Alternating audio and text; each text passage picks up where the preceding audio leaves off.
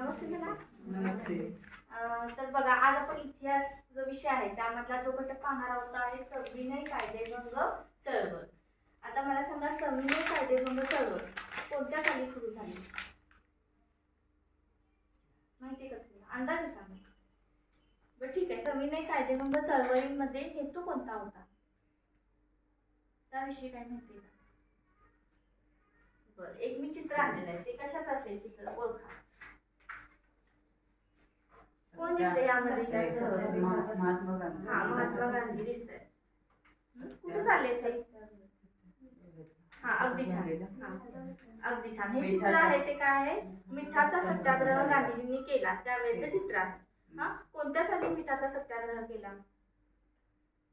1930 साली मिठाचा सत्याग्रह केला. मग सविनय कायदेभंग चळवळ म्हणजे काय होती? तर त्यामध्ये काय केलं होतं, तर इंग्रज शासनानं काय केलं होतं, ब्रिटिश अधिकाऱ्यांनी वेगळे वेगळे कडक नियम हे शेतकऱ्यांवरती लादले होते.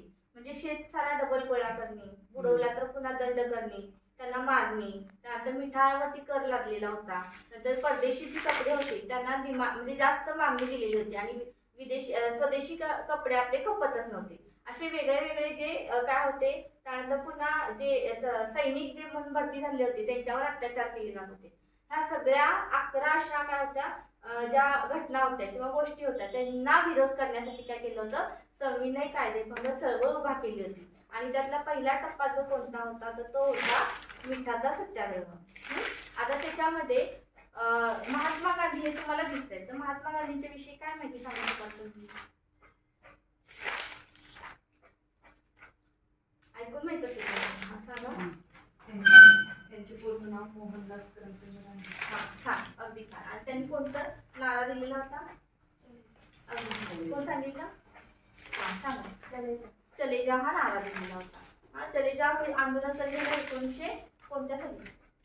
42. ओके. आता त्याच्यानंतर काय केलं आहे बघा, महात्मा गांधी हे फार मोठे नेते होते आणि त्यांना काय करणारे, फॉलो करणारे जे अनुयायी होते त्यामधलं हा एक फोटो आहे. कोण होते हे? ओळखते का तुम्हाला?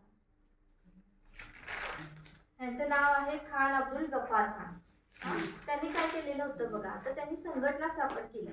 ती 1929 साली स्थापन आणि ह्या संघटनेचा उद्देश काय होता, तर जे खान अब्दुल गफ्फार खान हे काय होते, मुस्लिम समाजाचे होते. त्यांनी एकत्र लोकांना गोळा केलं आणि जी सविनय कायदेभंग चळवळ होती त्यासाठी काय केलं, लोकांना प्रेरणा दिली.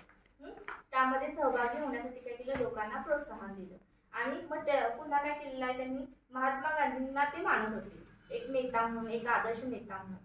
तर महात्मा गांधींच्या मध्ये असे कोणते गुण असतील ज्याचा प्रभाव खान अब्दुल गफ्फार खान यांच्यावर पडला असेल? चर्चा करा. तुम्ही 1 मिनिट चर्चा केली तर चालेल. दोघी चर्चा करायची. कुठलं? सत्य अहिंसा. अगदी छान. अहिंसा हे तत्व त्यांना इतकं आवडलं होतं की त्यांनी काय केलं, आपल्या संघटनेला सुद्धा काय केलं होतं, तेच अहिंसेचं तत्व त्यांनी स्वीकारलं आणि अहिंसेच्या मार्गातून काय केलं, त्यांनी इंग्रजांविरुद्ध लढा द्यायचा असं ठरवलेलं होतं. ठीक आहे. आणखी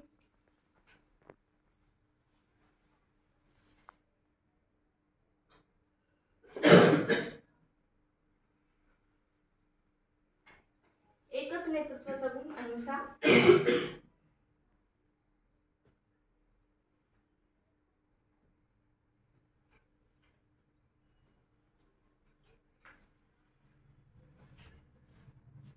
कशी राहायचे महात्मांचे राहणीमान कसे होते?